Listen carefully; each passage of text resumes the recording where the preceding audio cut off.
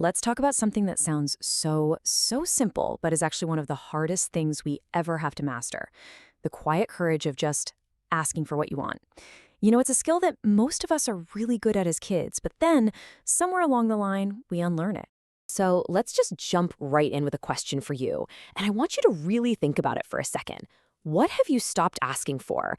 Is it a raise, help with a tough project at work? Maybe it's just a little more time from someone you love? Whatever that answer is, that's where our story really begins. So why? Why do we stop asking? Well, this first part really gets to the heart of it. We are taught, we are conditioned to put on a performance, this act of having it all together, of being enough. And we learn that asking for help or for more is somehow a crack in that performance.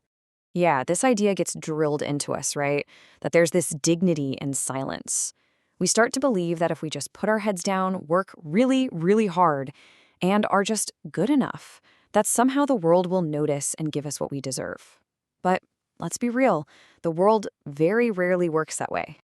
And this slide just nails that shift perfectly. I mean, think about it. As kids, we are masters of asking. We have no problem just reaching for what we want with zero apology, zero fear. But then, as we grow up, we trade in all that raw, beautiful honesty for caution, for this performance of being totally self-sufficient. So all that silence, it builds up, and it becomes this huge wall we all face. You see, the fear of asking isn't really about the asking part. It's about something way deeper, way more primal. It's about the fear of facing that dragon of no. Because at its core, what is that fear really? It's all about vulnerability. When you ask for something, you're putting it all out there. You are saying out loud, I want this. I hope for this. I care enough about this to risk getting shot down. It's kind of wild when you think about it. We build these huge, complicated fortresses of anxiety and what-ifs all around a single two-letter word. And more often than not, that fear is strong enough to stop us from even trying. Okay, but what if we do it? What happens when we actually push through all that fear? Well, that brings us to the really transformative part of this whole journey, the incredible power of a yes, and how that one little word can literally change your entire perspective. The source material describes this first, terrifying ask just perfectly. You can feel it, right? Your voice is shaking. You feel like you're being pushy, like you're overstepping.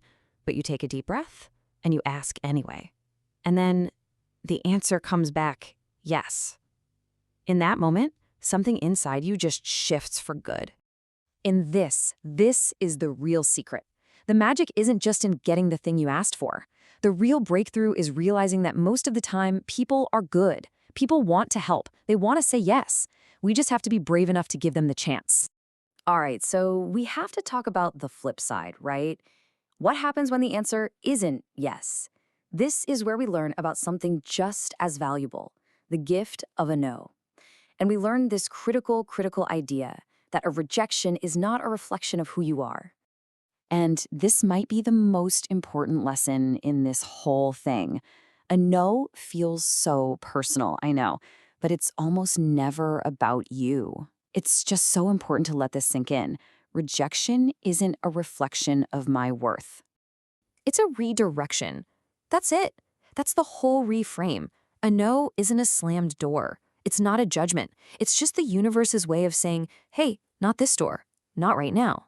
Try another one. So instead of being this crushing defeat, a no actually becomes your teacher.